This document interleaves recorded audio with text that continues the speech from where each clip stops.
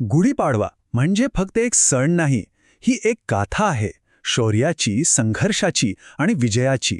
आज आपण या दिवसाचा खरा अर्थ उलगडणार आहोत. चला तर जाणून घेऊया की ही गुढी जी आपण दारात उभारतो ती फक्त नवीन वर्षाची सुरुवात नाही, तर तो एक विजयाचा ध्वज कसा आहे. सर्व रसिक प्रेक्षकांना नमस्कार. गुढीपाडव्याच्या आणि मराठी नववर्षाच्या तुम्हाला आणि तुमच्या संपूर्ण परिवाराला खूप खूप खूप शुभेच्छा. आजचा दिवस म्हणजे नुसता उत्साह, नुसती सकारात्मकता. माझी हीच सदिच्छा आहे की हे नवीन वर्ष प्रत्येकाच्या आयुष्यात भरभरून सुख, समृद्धी आणि हो, विजय घेऊन येऊ. तर हा विजयाचा ध्वज, ही जी गुढी आपण उभारतो, याचा नेमका अर्थ काय? चला थोडं मुळाशी जाऊया. कारण दारात उभारलेली गुढी ही फक्त एक सजावट नाहीये. नाही, यामागे एक प्रचंड गौरवशाली इतिहास आहे. एक असा वारसा आहे जो थेट जोडलेला आहे आपल्या छत्रपती शिवरायांच्या अजोड पराक्रमाशी. बघा, गुढीचा जो खरा अर्थ आहे ना, तो खूप खोल आहे. आपल्या सगळ्यांच्या मनात कुठेतरी एक भीती असते, अपयशाची भीती, आव्हानांची भीती, बरोबर ना? तर ही गुढी उभारणं म्हणजे काय? तर त्या भीतीवर मात करण्याची, त्या भीतीवर विजय मिळवण्याची एक शपथ आहे. स्वतःवर विजय मिळवण्याचे हे प्रतीक आहे. आणि ही प्रेरणा आपल्याला कुठून मिळते? तर इतिहासातून.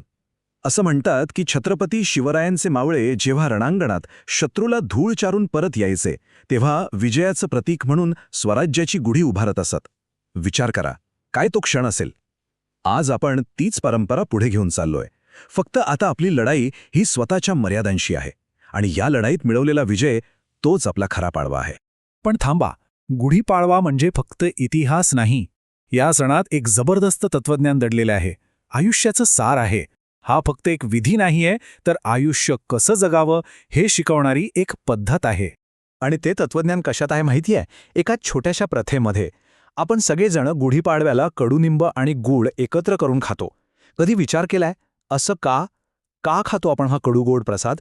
या इतक्याशा कृतीमध्ये ना, आयुष्याचा खूप मोठा संदेश दडलेला आहे. उत्तर अगदी साधं आहे, पण तितकंच अर्थपूर्ण. यातला जो कडुनिंब आहे तो आहे आपल्या आयुष्यातला संघर्ष, कष्ट, आव्हानं. आणि गूळ म्हणजे त्या संघर्षातून मिळणारे यश, समाधान आणि प्रगती. आपलं आयुष्य असंच तर आहे, या दोन्ही गोष्टींचं मिश्रण. फक्त गोडव्याची अपेक्षा करून कसं चालेल, नाही का? म्हणजेच काय, तर जो माणूस आयुष्यातल्या या कडू संघर्षाला हसत हसत स्वीकारतो, त्यालाच खऱ्या यशाची गोडी चाखायला मिळते. सोपा आहे. संघर्षाशिवाय यश नाही. तो कडू अनुभव घेतला की यशाचा गोडवा आणखीनच वाढतो. चला, इतिहास समजला, तत्वज्ञानही समजलं. मग आता काय? आता वेळ आहे कृती करण्याची. कारण आजचा दिवस फक्त मागे वळून पाहण्याचा नाही आहे, तर भविष्यासाठी एक दमदार, एक नवी सुरुवात करण्याचा आहे. आणि ही सुरुवात कशी करायची? अगदी 3 सोप्या स्टेप्समध्ये. स्टेप नंबर 1, जे काही जुनं अपयश आहे, ज्या काही चुका झाल्या आहेत, त्याची धूळ आता झटकून टाका. संपला तो विषय. स्टेप नंबर 2, एका नव्या कोऱ्या ऊर्जेने, नव्या जोमाने कामाला लागा.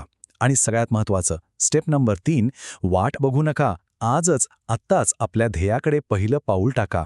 कारण सुरुवात करायला याच्यापेक्षा चांगला दिवस असूच शकत नाही. आणि तुम्हाला माहितीये का, असं का म्हणतात? कारण आजचा दिवस हा 3.5 मुहूर्तांपैकी एक, म्हणजे अत्यंत शुभ, अत्यंत पवित्र दिवस मानला जातो.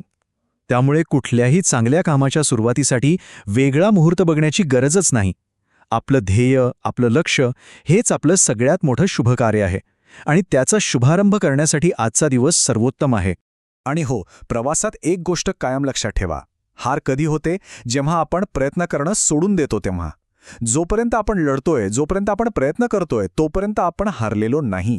तोपर्यंत विजयाची शक्यता जिवंत आहे. म्हणून थाकायचं नाही आणि थांबायचं तर अजिबातच नाही. तर मग आता वेळ आली आहे ती खरी गुढी उभारण्याची. दारात तर आपण उभारलीच आहे, पण आता एक गुढी आपल्या मनात उभारायची आहे.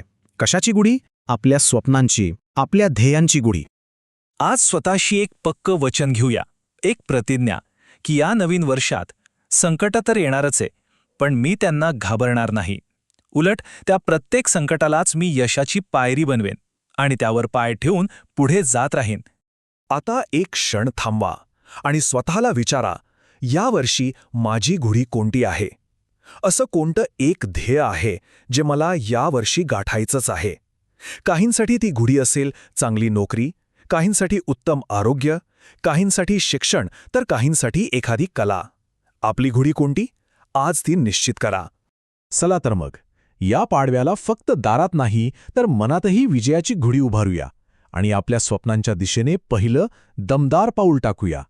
यावर्षी आपल्या ध्येयाची घुडी इतकी उंच नेऊया, इतकी उंच की तिचं टोक नभाच्याही पलीकडे पोचेल.